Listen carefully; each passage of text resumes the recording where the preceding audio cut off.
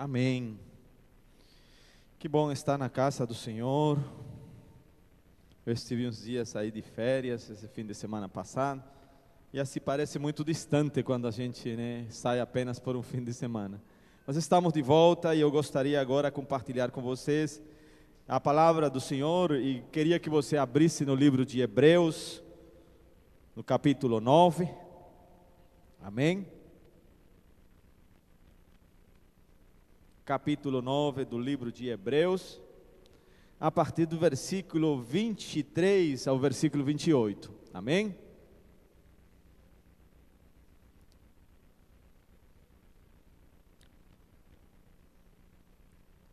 Quando vocês o achem aí, por favor, digam amém, para eu poder saber. Amém. Amém. Hebreus. Está depois de Timóteo, primeira, segunda de Timóteo, depois vem Hebreus, ok? Depois vem aí os livros pequenos, Tito, Filemão, amém? Acharam? É importante a gente ter a Bíblia, é importante a gente abrir, é importante verificar o que a gente lê, ok? Amém? A palavra do Senhor diz o seguinte, Hebreus capítulo 9, versículo 23 ao 28. Se você está ali e está vendo alguém com alguma dificuldade, procure ajudá-lo para encontrar o livro, né? É importante que todos possamos ler. Hebreus capítulo 9, versículo 23. Hoje pela manhã eu gostaria de falar sobre a cruz de Cristo. Hoje é dia de Santa Ceia e é necessário que a gente lembre os benefícios da cruz. E como cristãos é importante procurar nas Sagradas Escrituras aquilo que Deus nos revelou na sua palavra. Hoje nós vivemos uma época de muita informação e muitas vezes há pouca consistência dentro dos cristãos ao respeito da sua fé, ao respeito daquilo que ele crê. Por isso que precisamos voltar novamente para a palavra. Amém? Hebreus capítulo 9, versículo 23 diz o seguinte: de sorte que era bem necessário que as figuras das coisas que estão no céu assim se purificassem, mas as próprias coisas celestiais com sacrifícios melhores do que estes, porque Cristo não entrou num santuário feito por mãos, figura do verdadeiro, porém no mesmo céu, para agora comparecer por nós perante a face de Deus, nem também para si mesmo se oferecer muitas vezes, como o sumo sacerdote cada ano entra no santuário com sangue alheio. De outra maneira, necessário lhe fora padecer muitas vezes desde a fundação do mundo, mas agora, na consumação dos séculos, uma vez se manifestou para aniquilar o pecado pelo sacrifício de si mesmo, e como aos homens está ordenado morrerem uma vez, vindo depois disso o juízo, assim também Cristo, oferecendo-se uma vez para tirar os pecados de muitos, aparecerá a segunda vez sem pecado aos que o esperam para a salvação. Feche seus olhos que nós vamos orar uma vez mais. Deus Todo-Poderoso, muito obrigado ao Senhor pela Tua palavra. Obrigado, Deus, porque ela sempre nos desafia. Obrigado, Deus, porque hoje o Senhor trará o recado para o coração da Tua igreja. Nós queremos estar de mente e principalmente de coração aberto. Nós pedimos isso em nome de Jesus. Amém. Pode se assentar, meu querido. Como eu estava dizendo, amados irmãos, precisamos voltar para as Escrituras. E hoje eu gostaria de falar aqui dessas passagens do livro de Hebreus, que talvez ele de uma maneira bem clara, ele descreve as características distintas do sacrifício da cruz, e principalmente os seus grandes benefícios, que são, talvez poderíamos dizer hoje, benefícios eternos para toda a humanidade, benefícios que mudaram a face da humanidade. E a Bíblia nos descreve a maneira como eram esses sacrifícios. E nós aqui, logo no início, no versículo 23, começamos a ler algumas palavras aqui que o escritor de Hebreus coloca, nos dizendo como era aquilo, e diz que da sorte que era bem necessário que as figuras das coisas que estão no céu assim se purificassem, mas as próprias coisas celestiais com sacrifício melhores do que estes. Então Cristo Jesus, ele tinha com certeza uma missão especial, e a Bíblia não descreve como eram realizadas as cerimônias para expiar o pecado do povo. Era, é claro, um sacrifício imperfeito que se repetia ano após ano. O sumo sacerdote, ele, antes de poder chegar até o lugar santo, ele lavava suas roupas, todo um cerimonial no lugar, no átrio, no lugar santo, até chegar até o lugar santíssimo, onde ele iria então oferecer o sacrifício por todo o povo. E aquele sacrifício, como eu falei agora, ele era imperfeito. Tão imperfeito era que era necessário ser realizado ano após ano. E uma coisa interessante, vocês que conhecem as Sagradas Escrituras sabem que ele não somente lavava o seu corpo, como vestia roupas, e além disso também colocava aquela, vamos dizer, aquela corrente no seu pé, com um sino que ele ia a entrar no lugar santíssimo, e lá ele oferecia os sacrifícios, mas enquanto o sino estivesse tocando, era sinal de que o sacerdote, que o sacrifício, aliás, estava sendo aceito por Deus. Se não continuasse, se o sino parasse, era um sinal de que aquele homem tinha morrido na presença de Deus. Amados, Deus não mudou, Deus continua sendo o mesmo. Por isso que eu não posso me apresentar de qualquer maneira no altar do Senhor. É claro que nós vivemos hoje debaixo de uma nova aliança. Nós vivemos debaixo da aliança que foi selada com o sangue do Cordeiro. Mas Deus continua sendo um Deus santo, um Deus puro, um Deus ao qual nós não podemos chegar à sua presença de qualquer maneira. E quando aquele sino parava de tocar, era um sinal então de que o povo tinha que puxar aquela corrente e trazer o sacerdote, porque ele tinha morrido na presença de Deus. E hoje nós podemos tirar uma lição de tudo isto, porque aí no versículo que nós lemos ele diz: porque Cristo não entrou num santuário feito por mãos, figura do verdadeiro, porém no próprio céu, para agora comparecer por nós perante a face de Deus. Em outras palavras, o sacrifício que ele fez, carregando todas as nossas iniquidades, nos abriu a porta para podermos entrar até o trono da graça, sem necessidade de nenhum outro sacrifício mais. E geralmente hoje a gente vê que há um consenso geral de que todos os caminhos conduzem a Deus.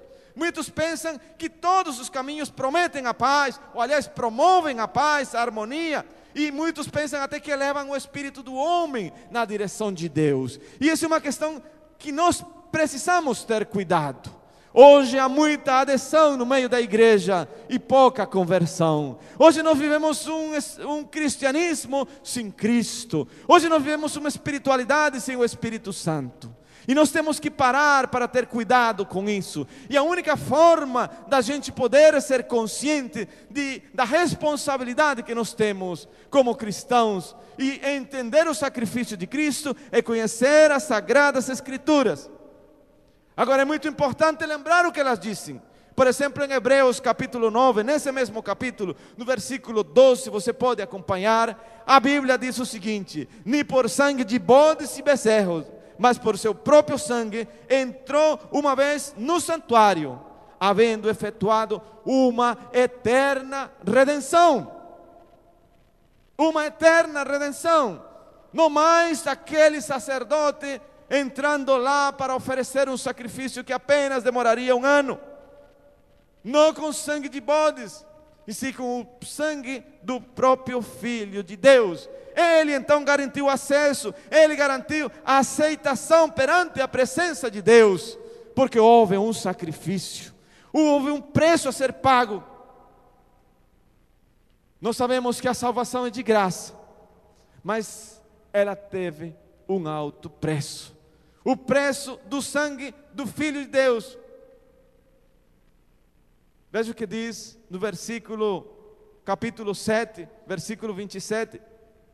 que não necessitasse como sumos sacerdotes de oferecer cada dia sacrifícios, primeiramente por os seus próprios pecados e depois pelo do povo, porque Ele fez isso uma vez, oferecendo-se a si mesmo. Algumas coisas que são importantes a gente lembrar hoje.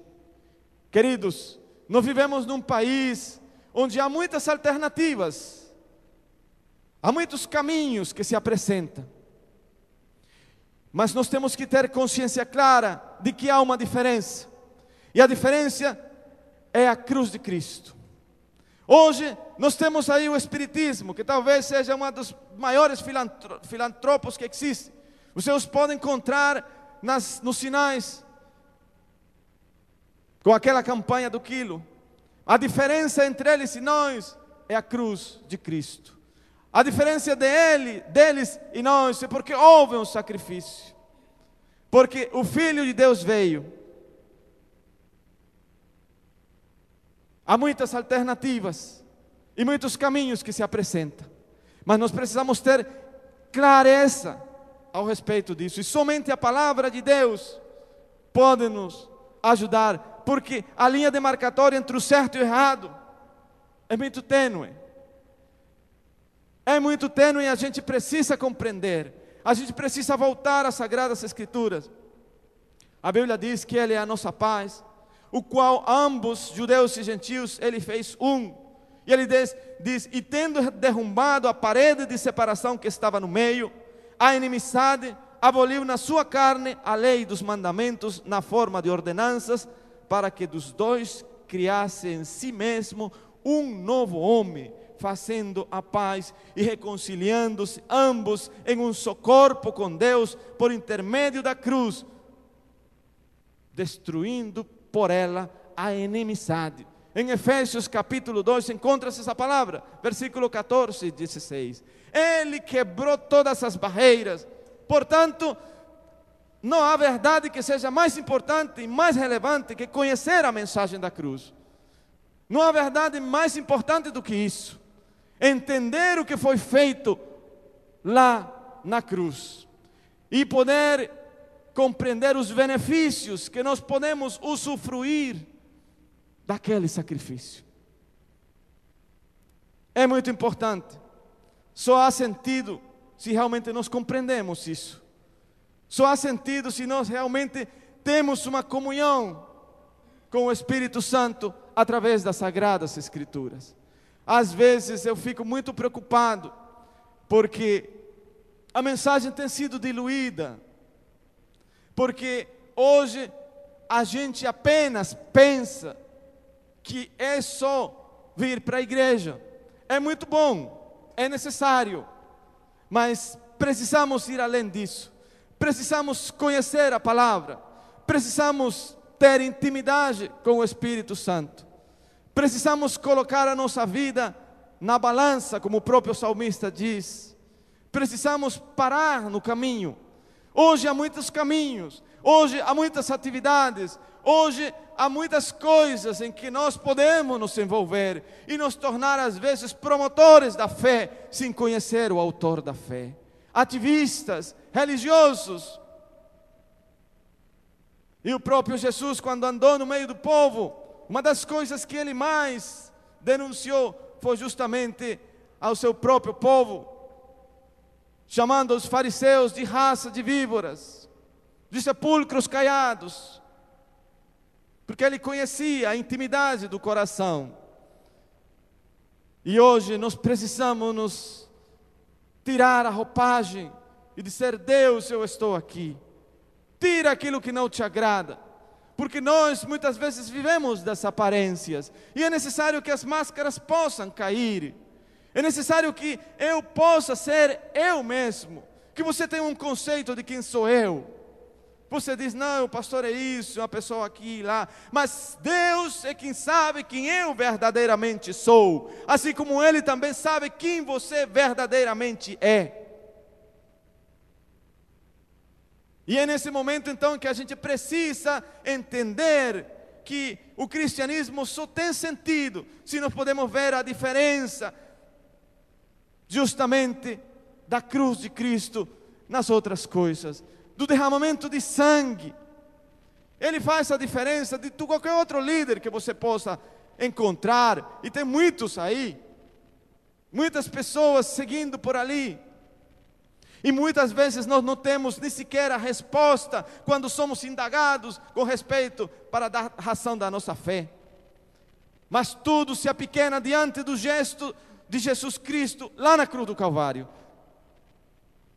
Tudo fica pequeno,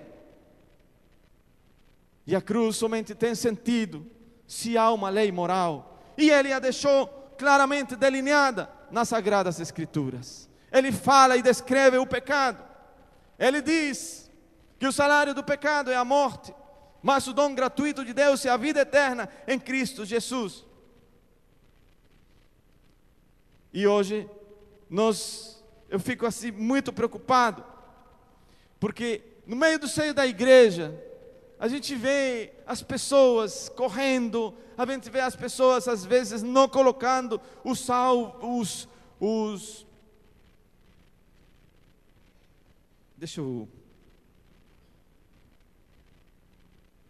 a gente não vê colocar as pessoas, como é que se diz? Meu Deus, me ajudem. As prioridades certas. E quando eu falo espanhol com alguma outra pessoa, e eu encontrei uma pessoa hoje, parece que aqui se troca aí. Mas ainda bem que os irmãos têm paciência com o seu pastor, que não é fácil pregar numa língua que não é a sua. E vocês não imaginam quão grande esforço eu faço. Apenas fico satisfeito quando eu olho para o seu rosto, eu sei que você está compreendendo o que eu estou dizendo. Porque já no passado olhei e eu digo, meu Deus, tem misericórdia de mim. Aquela indagação no rosto, o que o pastor está querendo dizer? Não é assim agora. Deus tem sido comigo benevolente, Deus tem sido comigo gracioso e tem me ajudado. Amém? E eu lancei assim, abrindo um parênteses aqui, um grande desafio para o nosso pastor Marco, né? Eu ainda vou vê-lo pregar em espanhol. Vamos ver, né, como é que ele vai sair, né? Eu estou fazendo a minha parte, eu estou treinando ele, estou falando com ele, ele fala muito bem, mas se colocar atrás de um púlpito para falar em uma língua que não é a da gente, é um grande desafio. Queridos, ponto de diferenciação é a cruz do Calvário. As Sagradas Escrituras nos falam a respeito disso. E às vezes a gente se preocupa quando as pessoas não têm as prioridades nos lugares certos. Um dia desses eu estava lendo uma revista sobre missões, e aquilo no meu momento devocional me fez refletir profundamente no que aquele homem estava colocando na revista. E ele diz o seguinte: hoje eu gostaria de ver igrejas verdadeiramente comprometidas com a obra missionária, porque hoje o que a gente vê é muita palavra, a gente diz, nós somos uma igreja missionária, mas na hora de colocarmos a mão na massa, na hora de eu colocar a minha mão no bolso e poder contribuir, como que a coisa não funciona? E ele vai mais fundo ainda no negócio. Ele diz, hoje lamentavelmente o diabo está roubando a igreja, porque muita gente dentro do povo de Deus, veja que tremendo que ele colocou, muita gente endividada, muita gente pagando juros dinheiro que deveria ser canalizado para a obra, mas você não planeja as coisas, tem muita gente com cheques aí soltos, e esse dinheiro que você, esses juros altíssimos, se você sabe que aqui no Brasil talvez é um dos países que tem juros muito altos, e há pessoas que vão aí com o cartão, aquela falsa ilusão do cartão de crédito, de que você vai pagar, e compra, e quando chega o dia você não consegue pagar, e os juros altíssimos, uma dívida que era de R$300, vira 600, de 600 vai para 2.000, e eu não posso mais, e aliás, eu não vou continuar porque você, imagino que cada um está nesse momento pensando na sua realidade, mas chega a hora de que nós temos que pedir misericórdia a Deus, e dizer, oh, Deus me ajuda, porque esse dinheiro, se eu fosse no fim, e fazer a soma total, eu poderia investir em missões. Há tanta gente que precisa, a palavra de Deus precisa ser pregada. E o artigo é muito profundo. Eu só estou colocando algumas coisas assim, pincelando algumas situações que me fez refletir. ao respeito da minha responsabilidade como cristão dentro do reino de Deus. Porque a diferença está na cruz do Calvário, porque eu tenho um compromisso, porque eu preciso brilhar. Não, o grande desafio não é brilhar nas trevas. O grande desafio que o crente tem hoje é de brilhar perante a luz. Aí é o desafio. Esse é o desafio que o cristão tem hoje.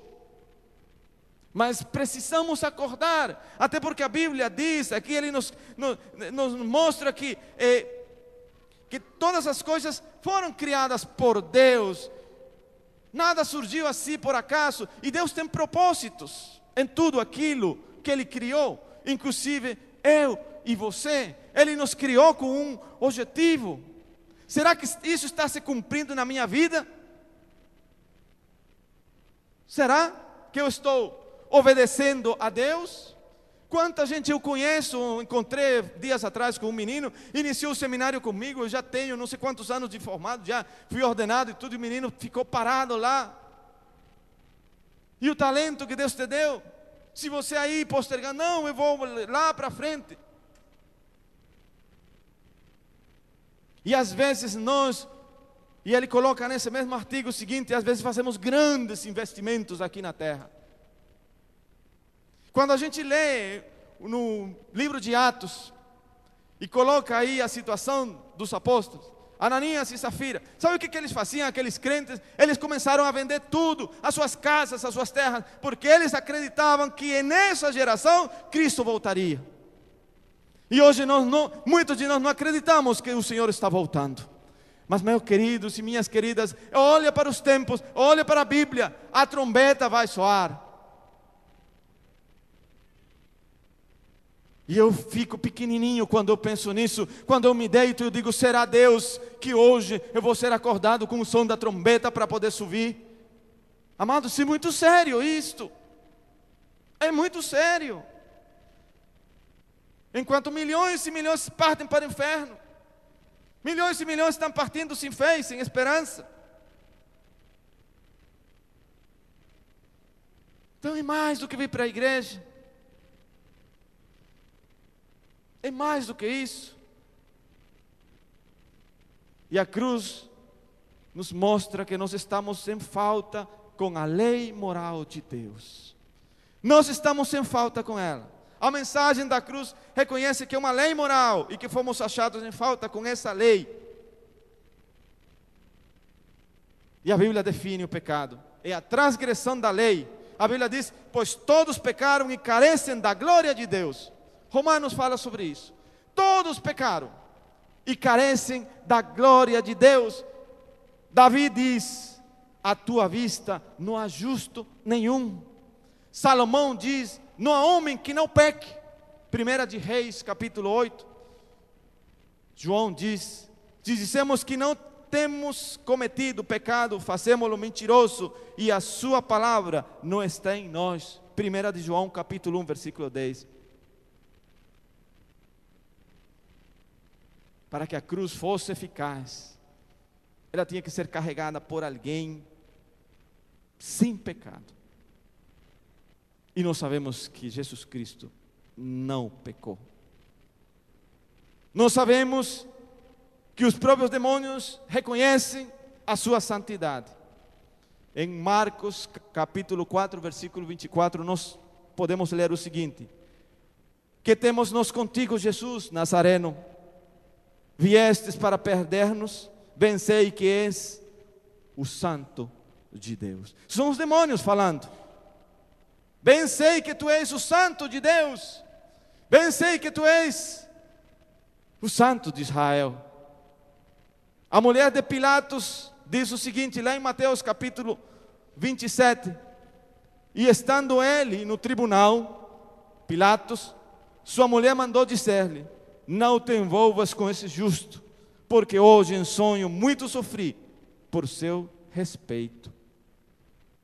E o próprio Pilatos disse o seguinte, vindo Pilatos que nada conseguiu antes, pelo contrário aumentava o tumulto, mandando vir água, lavou as mãos perante o povo, dizendo, estou inocente do sangue deste justo, fique o caso convosco.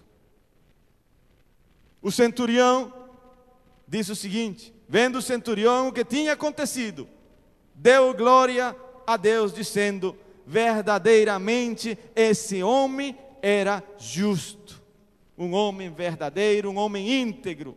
Ele subiu ao Calvário para morrer uma morte que não lhe pertencia. Ele morreu no Calvário para me substituir. Ele morreu no Calvário para levar todas as iniquidades de toda a humanidade e lavar assim todas as transgressões de nós.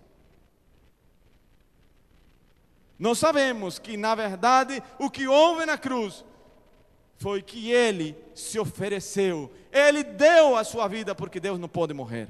O que morreu lá foi a natureza humana. Mas era necessário aquele sacrifício. E às vezes eu me lembro que quando eu era criança, eu falava muito com meu pai ao respeito do cristianismo, e ainda algumas pessoas acham que a morte de Cristo foi uma arbitrariedade dos homens. Mas não foi. Foi a maneira através da qual o Deus Todo-Poderoso idealizou aquele plano para poder pagar a dívida. Uma dívida que não era dele. Sabe o que a Bíblia diz? Havendo riscado a cédula que era contra nós, nas suas ordenanças, a qual de alguma maneira nos era contrária, e a tirou do meio de nós, cravando-a na cruz, e despojando os principados e potestades, os expôs publicamente, e deles triunfou em si mesmo. Colossenses capítulo 2. Quando eu ouço essas palavras de vitória, quando eu sei que foi pago um alto preço, eu então preciso compreender que eu só tenho essa vida, que é um dom que Deus me deu, e que eu preciso sim colocá-las nas mãos do Senhor. Que dizer: Deus, talvez eu não sei falar, talvez eu não sou eloquente, mas eu tenho um coração que ama Deus. Eu posso sim orar, eu posso sim interceder, eu posso sim abraçar, eu posso sim sorrir, eu posso compartilhar as coisas do coração, eu posso servir na igreja, eu posso estar aí pronto para dizer: pô, conte comigo, porque eu tenho uma dívida impagável, eu sou um devedor. E o apóstolo Paulo fala isso: eu sou um devedor. Não posso pagar a dívida, apenas posso olhar para o céu com misericórdia, pedindo a Ele misericórdia, dizer: Deus, me ajuda nessa a minha caminhada, e permite que a minha vida não seja apenas em vão, que eu possa sim deixar algum legado. Eu estava lendo a história de alguns países da África, e nós temos aqui o pastor Tuna, e eu li a história. Hoje nós vemos que a Bíblia está escrita lá em crioulo. Eu até peguei a Bíblia, li alguns versículos, mas atrás de tudo aquilo há uma história. Há uma história de uma missionária que veio da Suécia, ou não me lembro agora exatamente qual foi o país. Ela chegou lá em Guiné-Bissau com 19 anos de idade. Passou 54 anos e fez a tradução da Bíblia para aquele povo. Uma renúncia total. Ela morreu lá, não foi levada de volta para a sua pátria. Morreu no lugar que ela escolheu para viver, se doar. E a gente olha para nós e às vezes nos achamos tão mesquinhos, tão pequenos, perante o privilégio que Deus tem nos dado. A cruz somente teria sentido se ela cumprisse cabalmente o projeto de Deus. E ela fez. O projeto de Deus é salvar os povos. O projeto de Deus é dar esperança à humanidade. O projeto de Deus é dizer: vocês estão ali, mas há esperança, há um preço a ser pago. O pecado, o diabo quis destruir, mas eu, através do meu filho, coloquei a ponte que separava. O projeto de Deus sim se cumpriu, porque as Sagradas Escrituras nos mostram que Ele foi à cruz para levar os nossos pecados sobre os seus ombros. E o livro de Hebreus nos mostra que não há mais nada a ser feito, não há mais nada a ser realizado, nada, porque a Bíblia diz que quando Ele entrou, quando Ele morreu lá na cruz, o véu se rasgou de cima para baixo, dando entrada direta ao trono da graça. Hoje eu não preciso levar uma pedra na cabeça, hoje eu não preciso fazer sacrifício nenhum. Tudo foi feito por Ele na cruz do Calvário. tudo, absolutamente tudo. E essa cruz nos torna justos diante de Deus, justificados, diz em Romanos capítulo 5, justificados, pois, mediante a fé, temos paz com Deus, por meio de nosso Senhor Jesus Cristo. Em outras palavras, Ele nos declara perdoados. Que coisa tremenda, perdoados. Não há mais culpa sobre mim, não há mais fardo que eu tenha que levar. Aliás, Ele diz, levar minha carga que é leve, e o meu jugo que é suave. Mas tem muita gente carregando fardos que não lhe pertencem. A Bíblia diz, vinde a mim todos os que estão carregados, sobrecarregados, que eu os farei descansar. Quando eu leio as Sagradas Escrituras, quando eu vejo aqui o plano de Deus, eu só posso me alegrar. Veja o que Davi diz. Assim também Davi declara, bem-aventurado o homem a quem Deus não imputa a justiça, sim as obras, dizendo, bem-aventurado aquele cujas maldades são perdoadas e cujos pecados são cobertos. São cobertos. A cruz nos faz filhos do Altíssimo, não mais criaturas, filhos, herdeiros, co-herdeiros juntamente com Cristo Jesus das suas promessas. A Bíblia diz, vindo, porém, a plenitude do tempo, Deus enviou seu Filho, nascido de mulher, nascido sob a lei, para resgatar os que estavam sob a lei, a fim de que recebêssemos a adoção de filhos. E porque vós sois filhos, enviou Deus ao nosso, e porque vós sois filhos, enviou Deus ao nosso coração o Espírito do seu Filho, que chama Abba Pai, de sorte que já não é mais escravo, porém filho, e sendo filho também herdeiro e co-herdeiro, juntamente com Cristo Jesus. A cruz nos dá a possibilidade de sermos santos. A santidade, querido, não é um slogan dessa igreja. A santidade não é apenas uma teoria que está ali. A santidade é para ser vivida. A santidade, ela tem duas correntes. Forma parte da doutrina da igreja do Nazareno. A primeira dela é a santidade cerimonial, que foi conquistada lá na cruz. Eu não fiz absolutamente nada. Ele pagou o preço e por isso eu sou santo, separado, eu sou filho, eu sou herdeiro. Mas existe a outra vertente da santidade, que é a santidade prática, onde eu, como um ser livre, porque Ele me criou assim, eu preciso viver os princípios e valores que as Santas Escrituras nos declaram. E aí então eu passo a viver conforme a Bíblia me mostra, e os frutos do Espírito é a evidência externa de uma vida santa. Os frutos do Espírito são a evidência de alguém que tem intimidade com Deus, e precisamos caminhar para isso dia após dia, até porque nós estamos vivendo, como eu disse, os últimos tempos. E você precisa estar perto de Deus, mais do que nunca você precisa estar bem com Deus. Nada é oculto aos seus olhos, nada, absolutamente nada. E tudo que o mundo aí nos mostra e quer infiltrar na nossa mente vai de contramão àquilo que a palavra de Deus nos diz. Então é necessário que nós paremos para compreender a diferença de todos os outros caminhos está na cruz. E a cruz, como eu falei logo no início, traz alguns benefícios, alguns não, muitos benefícios. O primeiro deles eu falei, agora vou repetir novamente. O primeiro deles é o perdão dos pecados de todos aqueles que se arrependem. O segundo deles é o resgate dos crentes do poder de Satanás e do poder do maligno. Ele diz que Ele nos tirou do império das trevas e nos levou para outro império, do Filho do seu amor. Ele nos tirou da escravidão para dar-nos liberdade. Outro benefício da cruz é a justificação. sendo justificados gratuitamente pelo seu sangue, através da graça em Cristo Jesus. E quero finalizar dizendo que talvez os maiores benefícios é a santidade do povo de Deus. E quando a gente fala de santidade, é porque é aqui, nesse momento, que a gente se prepara para poder viver no céu.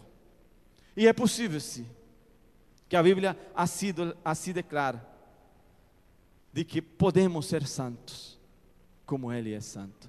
Lembrando também que Ele diz que sem santidade ninguém verá a Deus. É muito sério, irmãos. Por isso que precisamos conhecer as Escrituras. Precisamos ler as Sagradas Escrituras de uma maneira sistemática. Precisamos ler as Escrituras de uma maneira meditativa. Precisamos ler e orar. Precisamos fazer os nossos devocionais. Precisamos criar esse costume, porque sem isso é impossível ser um cristão vitorioso. Não há nenhuma possibilidade. Deus está agindo no meio do seu povo, sempre foi assim. O que acontece é que há muito barulho, há muitas coisas, muitas luzes que não me permitem ser sensível à voz de Deus. E Deus então simplesmente continua agindo e você não está nem ali, porque você está ligado com as coisas deste mundo. Você não tem sensibilidade para ouvir a voz de Deus. O Espírito Santo, a Bíblia coloca Ele como um vento que Ele vai para onde Ele quer. Ninguém sabe para onde Ele vai, como Ele atua. Mas Ele está agindo no meio do povo. Sempre foi assim. E hoje, mais do que nunca, o Senhor está interessado na sua igreja. Uma igreja sem mancha, sem ruga. Uma igreja preparada para ouvir a voz da trombeta, para ouvir o som da trombeta. Gostaria que você chamar o grupo de louvor agora. Nós vamos, o tempo é curto.